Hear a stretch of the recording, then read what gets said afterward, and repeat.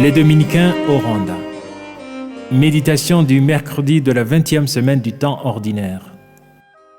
Les derniers seront premiers et les premiers seront derniers. Chers frères et sœurs, loué soit Jésus à jamais.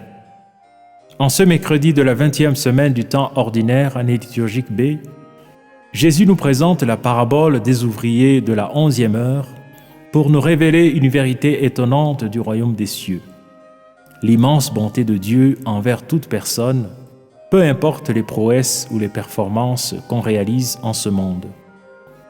Tout en exaltant la bonté du maître de la vigne qui embauche des ouvriers à longueur de journée, la parabole désapprouve la jalousie des premiers ouvriers.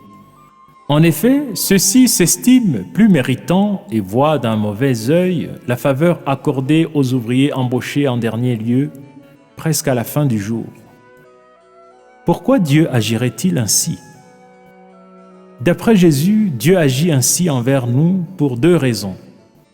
Premièrement, la bonté de Dieu est sans limite. Dieu n'est limité ni par le temps, ni par l'espace, ni par les qualités ou les défauts des humains. Sa bonté est pour tous, sa tendresse est pour toutes ses œuvres. Deuxièmement, cette bonté divine est gratuite. On ne doit pas être plus fortuné, plus brave, plus intelligent ou plus performant que les autres pour bénéficier de la bonté de Dieu. Il y en a suffisamment pour tout le monde. Les pauvres en bénéficient autant que les riches, les derniers embauchés autant que les premiers embauchés.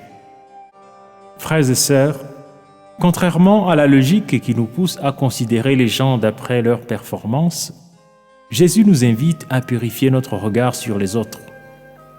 Ils ont du prix aux yeux de Dieu comme nous. Alors, comment les apprécions-nous?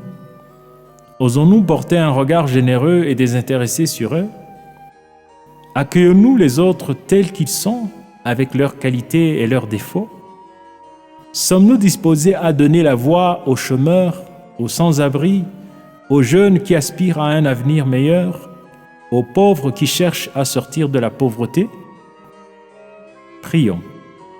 Seigneur Jésus, source de toute générosité, apprends-nous à considérer les autres comme tes frères et sœurs et à pratiquer quotidiennement notre générosité. Car tu vis et règnes pour les siècles des siècles. Amen.